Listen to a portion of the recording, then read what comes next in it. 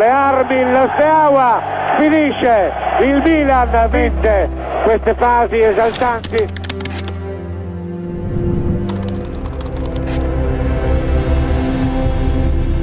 À vrai dire, je sais pas trop comment vous introduire ce type et l'importance qu'il a eu sur le football, ainsi que l'impact dont il est coupable. Son parcours, ses choix de vie ont de lui une personnalité unique, rajoutant encore plus à son caractère tout à fait exceptionnel. Bien que son nom ne soit pas sur les bouches des plus jeunes, bien que son nom ne soit pas le plus connu parmi les générations actuelles, cela ne change en rien le génie qu'il était. Laissez-moi alors vous conter l'histoire du plus grand entraîneur de ce sport et qui pourtant n'a jamais joué au foot de sa vie.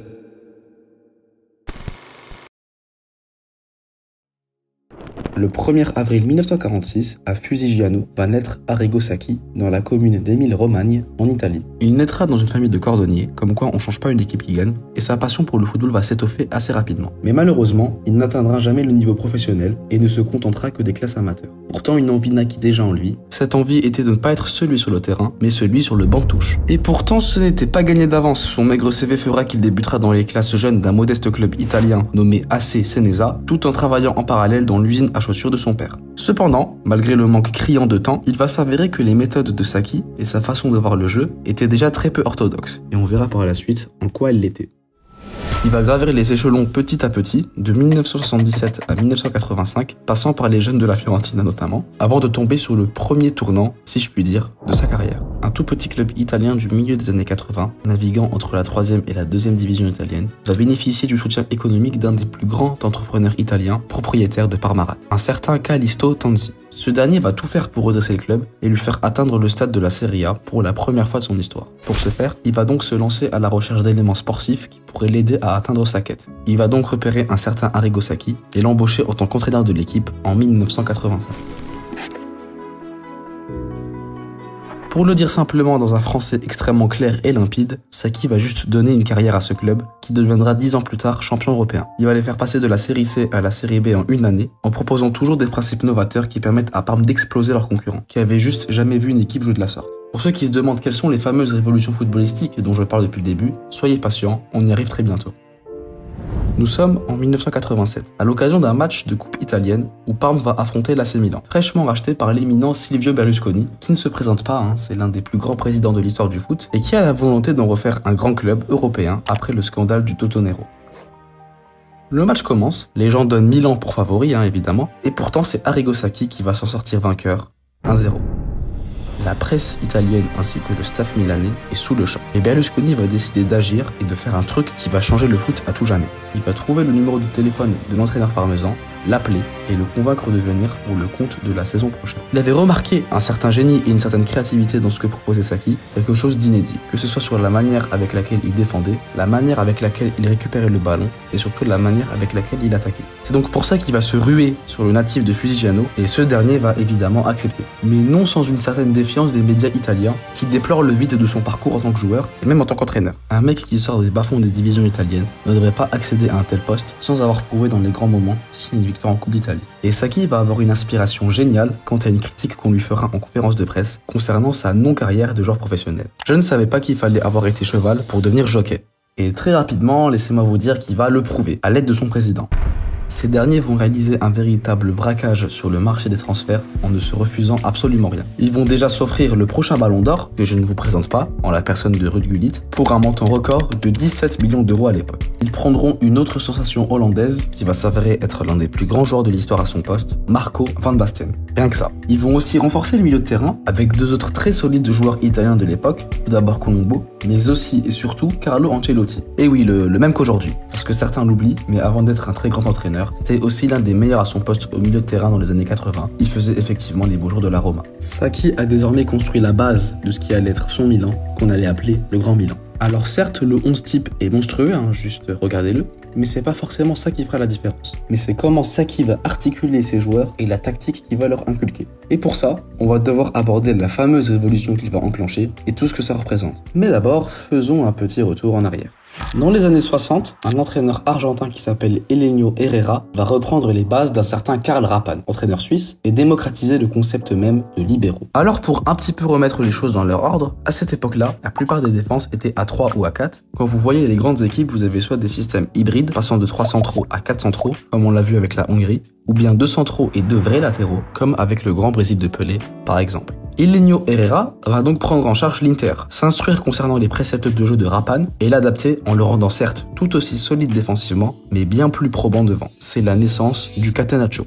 Je ne vais pas vous expliquer qu'est-ce que le Catenaccio, car cela mérite une vidéo entière tant ce système a marqué le foot, et 3 minutes ne suffisant pas pour pouvoir y dégager toutes les subtilités. Cependant, il y a un concept importantissime que je me dois de vous expliquer, c'est le libero. Dans la défense à 5, par définition, il y a un central de plus que dans une défense à 4, et ce dernier sera positionné un cran en dessous de la ligne de 4, ce qui lui permettra de couvrir toutes les brèches et tous les manquements de ses coéquipiers en étant dans une position de couverture. Ce dernier est d'ailleurs exempt de tout marquage individuel. Ce poste qui à la base était fait seulement pour les joueurs très défensifs, très rugueux, preuve en est le premier grand libéro et celui de l'Inter de Herrera, Armando Picci. Mais un certain joueur allemand des années 60 à 70 va complètement changer la profession. Mais ça, ce sera pour une prochaine vidéo. Alors où est-ce que je veux en venir? Le Catenaccio est utilisé par toute l'Italie, le libero est utilisé par toute l'Europe. Que vient donc faire Sacchi dans cette affaire? Il va réfléchir, étudier et se dire que faire en sorte que tous les joueurs de l'équipe soient en marquage individuel sur un joueur afin de laisser le libero faire ce qu'il veut n'est sûrement pas la chose la plus viable qui existe. Et aussi, si ça vous avait pas encore mis la puce à l'oreille, ce libero, il couvre tout le monde du point de vue du hors-jeu, car il est plus bas. Donc il va cogiter et arriver avec cela. 4 défenseurs sur la même ligne, en la personne de Tassotti et Costa Curta notamment, mais surtout de Baresi et de Maldini, qui sont parmi les plus grands, si ce n'est les plus grands défenseurs de l'histoire. Le fait d'adopter cette ligne doctrinale change tout du point de vue de la défense, parce que cela va permettre au Milan d'utiliser une notion bien délaissée et de l'exploiter au maximum, le piège du hors-jeu. En effet, les équipes de l'époque, même en dehors du côté transalpin, n'ont pas l'habitude d'étudier cette faille, étant donné que bien souvent, le libéro couvrait le hors-jeu, donc ce n'était pas forcément exploitable. Mais avec une ligne de 4, avec 4 joueurs sur la même ligne, pourquoi pas exploiter cette faille? Et aussi, pourquoi pas la coupler avec un autre précepte qui aujourd'hui est une base, le contre-pressing. Alors pour le coup, c'est pas quelque chose qui a été inventé par Sacchi. On doit ça à un certain Ernest Happel, qui est l'un des plus grands entraîneurs de l'histoire aussi, mais il va le bonifier à son maximum en l'utilisant de manière bien plus intelligente. Car il va introduire, et c'est là la différence qu'il va faire, le marquage en zone. Le marquage en zone, qu'est-ce que c'est? Si vous jouez un peu au foot ou bien en regardez juste un peu, c'est littéralement un indispensable. C'est quelque chose limite de tacite, le monde entier joue avec des systèmes en marquage en zone, tout simplement parce que c'est la solution la plus efficace. Et c'est le fait de délaisser le marquage individuel, qui était légion à l'époque, où donc chacun défendait son vis-à-vis et seulement son vis-à-vis, pour opter pour une formule où chaque joueur défend seulement une partie du terrain qui lui est attitrée, ce qui permet de créer moins de brèches lorsqu'on n'a pas de libéraux pour justement les contrer. C'est là que se trouve la vraie révolution de Sacchi. Sauf qu'il découvre ça, applique ça, dans une époque où c'est absolument pas la norme, dans le Milan AC, avec la pression qui va avec. Comme quoi, l'avenir appartient aux audacieux. Et du coup, qu'est-ce que ça donne tout ça? Eh bien, ça donne ceci. L'équipe de Sacchi se compose comme un 4-4-2 très compact, avec très peu d'espace entre les 3 lignes, attaque, milieu, défense. Ce qui permet de réaliser un contre-pressing bien plus efficace que ses pairs. À la perte de balle, le pressing s'enclenche donc. Et ça concerne tous les joueurs sur le terrain, même les attaquants, ce qui n'était pas la norme à l'époque, et ça permet donc de gêner l'équipe adverse dès sa première relance. Le pressing s'active aussi très intelligemment, chacun va s'activer sur sa zone, son couloir, mais pas sur un joueur individuellement. C'est-à-dire que si le relanceur est dans la zone de l'attaquant de but, ce sera donc Gullit ou Van Basten qui viendra mettre la pression. Lorsqu'il s'agit du côté gauche, ce sera à Donadoni en premier lieu, puis à Maldini de couvrir cette zone. Ça permettra de créer le moins de brèches possible malgré le pressing, ce qui n'était pas forcément le cas à l'époque. Regardez cette célèbre séquence du Pays-Bas de Happel en finale de Coupe du Monde 78 face à l'Argentine. On voit bien une certaine différence. Concernant la défense, comme je l'ai dit, il s'agit d'une ligne de 4 qui n'aurait pas été possible sans Franco Baresi, qui est, et ça y a pas beaucoup de gens qui le savent, le joueur le plus important du système. Étant donné que le système pouvait donc laisser des espaces derrière, étant donné qu'il n'y a pas de libéraux pour boucher les brèches, il fallait des joueurs tout à fait excellents dans la lecture du jeu et dans la gestion de la profondeur. Et il s'avérait que c'était le métier de Baresi, un joueur très intelligent qui, en dépit de ses qualités physiques, gérait ces notions-là comme personne. Et c'est bien pour cela que le piège du hors-jeu de cette équipe sera complètement injouable. Parce que en dehors du génie tactique, il faut aussi des génies sur le terrain. Et après beaucoup d'entraînement, qu'on détaillera plus tard, la machine était juste inarrêtable. N'importe quel attaquant voulant se projeter contre le Milan AC se retrouvait hors jeu, déboussolé par l'absence de joueurs qui couvraient tout le monde, comme les libéraux contre qui il avait joué toute sa carrière. Recoge Martín Vázquez, ha golpeado en Rijkaard, sale ahora toda la defensa del Milan. Posición... Et du point de vue offensif, qu'est-ce que cette équipe faisait? En soi, ça va de pair avec la récupération rapide de balles et le contre-pressing. Cette équipe se projetait en avant le plus rapidement possible, en contre, et passait souvent par les couloirs, avec des joueurs comme Donadoni et Colombo, qui sont ni avares d'efforts, et responsables d'aucun manquement technique. Saupoudrés évidemment par des génies comme Van Basten ou Gullit, qui sublimaient chaque action de ce Milan par leur intelligence, ou bien par des prouesses qui ne sont réalisables que par des gens comme eux. D'ailleurs, c'est pas pour rien que Van Basten va prendre les 2 ballons d'or d'après, en 88 et en 89. Cette transition rapide, ces efforts, cette intensité, va caractériser ce Milan. Étant donné qu'en Italie, on avait peu, voire jamais vu une équipe se projeter autant vers l'avant, étant donné que ce pays est assez attaché à ses valeurs plus défensives. Il va d'ailleurs professionnaliser tout cela en dispensant des entraînements à son effectif de très haute exigence, tout en étant très expérimental et novateur. Il organisera 2 séances par jour pendant tout son passage. Une avec ballon, plutôt pratique, et une autre théorique où il n'y a pas de ballon. Et seulement lui qui joue justement le rôle de la balle. Il se déplace sur tout le terrain et à chaque fois qu'il s'arrête, il demande à ses joueurs quelle est la position qu'ils doivent adopter. Est-ce qu'ils doivent enclencher un pressing? Est-ce qu'ils doivent enclencher un piège du hors-jeu? De quelle manière doivent-ils presser? Est-ce que leur positionnement en lui-même est favorable? Et cela pendant 1 à 2 heures par jour. Avant d'appliquer ça concrètement avec une vraie balle pour la séance de l'après-midi. Et c'est comme cela, avec vigueur, panache, technique et surtout du génie comme on n'en avait jamais vu, que Sacchi va créer un véritable rouleau compresseur et va vite faire taire les critiques des journaux et conforter Berlusconi dans son choix qui va s'avérer être non seulement gagnant mais surtout game changer. Et ceci passe par un premier match référence et nous les moindres. À cette époque-là, il y a un petit Argentin qui est pas très connu, du nom de Diego Maradona, qui réalise l'une des meilleures saisons de sa vie. Il finit capocannieré en Serie A et au coude à coude pour gagner un légendaire back-to-back. Au coude à coude avec qui? Avec le Milan de Arrigo Sacchi et de son président, Berlusconi. 28e journée, le Milan est à 43 points, le Napoli en est à 42. D'ailleurs, il faut noter, pour accentuer ça, que Marco Van Basten est blessé cette saison et sera remplacé la plupart du temps par Virdis, qui va tout de même avoir un bilan plus que honorable en finissant 3e meilleur buteur du championnat tout de même. Et je le rappelle, à cette époque-là, c'était le meilleur championnat du monde, si ce n'est même le meilleur de l'histoire.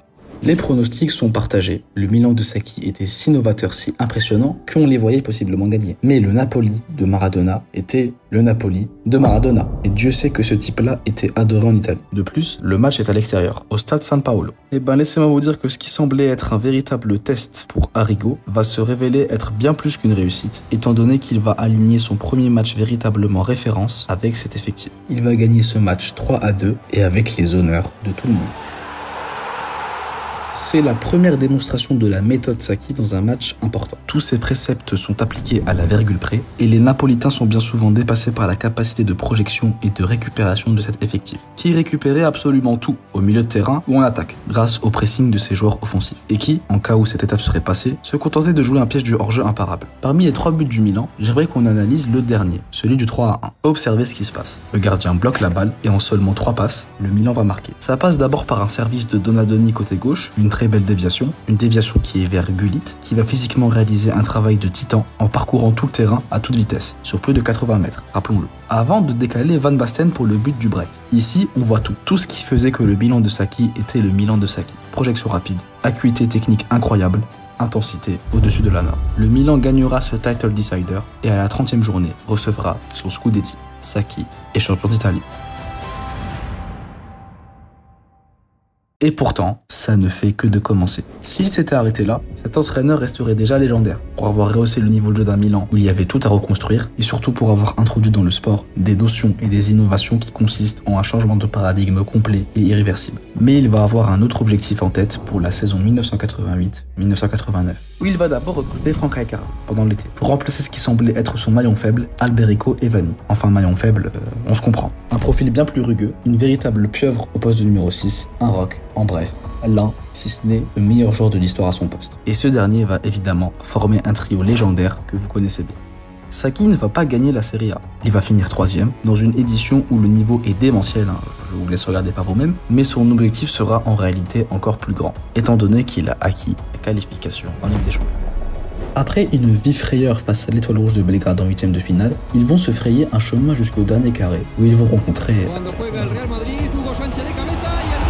Pase Gordillo, Parra y el primer gol del Real Madrid, el Hugo Sánchez, gol de Hugo Sánchez. Dans les années 80, le Real fait peur, énormément. Cette époque est caractérisée par un nom, la Quinte del Butre, ou bien bande de vautours en français, en référence à sûrement le meilleur joueur sur cette période, côté madrilène, le célèbre Butragueño. Ses compagnons étant aussi des joueurs de classe mondiale, tels que Hugo Sanchez, qui a fini 3 fois Pichichi espagnol et qui a déjà réalisé une saison avec plus de 30 buts en une touche de balle. Cet effectif a gagné 5 Ligas consécutives et 2 Coupes UEFA. Et surtout, c'est une équipe revancharde, pas championne d'Europe depuis 1966 et qui voit en Milan le laisser passer pour une victoire historique au Camp Nou, s'il vous plaît, contre Bucarest. Et ça semble se confirmer au match aller. Très pragmatique, les Madrilènes vont marquer le but du 1-0 après nombre d'occasions ratées des Milanais. Ils finiront tout de même par marquer le but du 1-1 par l'intermédiaire de Marco Van Basten à 15 minutes de la fin. Tout se jouera donc au San Siro pour le match retour. Le stade est chaud bouillant, les Milanais comme les Madrilènes sont gonflés à bloc, et puis il va se passer ça.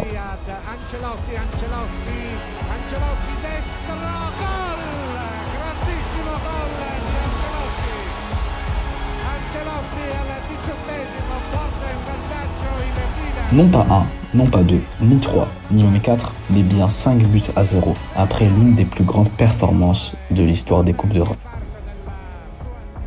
Ce soir de 1989, Sacchi va délivrer son récital, livrant une performance qui fera date dans les livres du football. C'est une symphonie parfaite, un firmament, et ici, on peut déjà le dire, la confirmation de son Milan AC en tant que grand Milan. Tous les principes de la philosophie de Sacchi vont être à leur paroxysme ce soir-là. La qualité du pressing, la gymnastique nouvelle de son marquage en zone, sa projection en contre et ses pièges du hors-jeu. Butragueño, dont on parlait tout à l'heure, a dit qu'il avait l'impression que le Milan AC, ce soir-là, était à l'entraînement. Berlusconi, en après-match, profitera pour se moquer des supposés cadres madrilènes. Il dira notamment que Schuster était un joueur lent et qu'il avait trouvé Michel un peu fatigué. Il conclura d'ailleurs en signe de gratitude que s'il devait choisir entre les stars de son effectif et Sacchi, il prendrait Sacchi plusieurs fois. Milan va aller en finale contre le Steaua Bucarest et va presque naturellement s'imposer 4-0. Consécration ultime pour Sacchi qui, quelques années plus tôt, était moqué par la presse italienne et reconnu comme étant le plus grand génie du monde. Sacchi clôtura son année en voyant Van Basten gagner son 2e ballon d'or consécutif et aussi enchaîner un 2e podium entièrement milanais. Et oui, j'en avais pas parlé pour 88, il est souvent d'usage de dire que le podium du ballon d'or 88 a été entièrement rossoneri. Mais on oublie aussi de mentionner celui de l'année d'après, où Baresi accroche une très honorable 2e place au ballon d'or, suivi par Gullit. Notre entraîneur est désormais sur le toit du monde après seulement 2 saisons, il n'a absolument plus rien à prouver à personne, mais il sent qu'il y a quelque chose à aller gagner sur le plan européen. Pour mettre un peu plus que le petit orteil dans le panthéon du foot, mais pour y être intronisé. Il va donc en mission, sans Gullit qui se fera les croiser malheureusement, pour gagner la Coupe d'Europe des clubs champions, une 2e fois d'affilée. Alors, la machine se remet en marche, et ils vont dans le processus retomber contre le Real de Madrid. Et oui bon, cette fois-ci je vous rassure mes amis madrilènes, le résultat sera un petit peu plus disputé. Victoire de 1 au score cumulé. Ils rencontreront en chemin le Bayern Munich contre qui ils arracheront la victoire aussi, et ils se retrouveront en finale contre le Benfica, qui s'est qualifié plein de honte au tour d'avant, et ai-je vraiment besoin de continuer ma phrase ?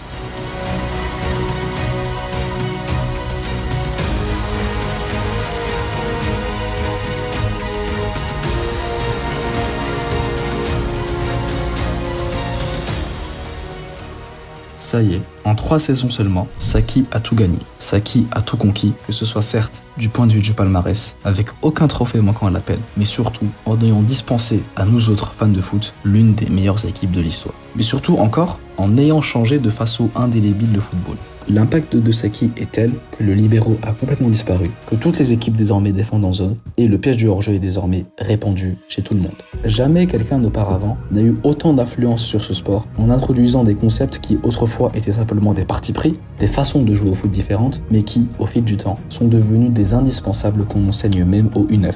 Je n'aborde pas la suite de sa carrière car elle est un peu contrastée niveau titres et récompenses, car ce n'est pas là que je voulais en venir en faisant cette vidéo. Je voulais parler de son héritage, et ce dernier transcende son palmarès, étant donné qu'il a changé à tout jamais le sport que j'aime, le sport que nous aimons tous.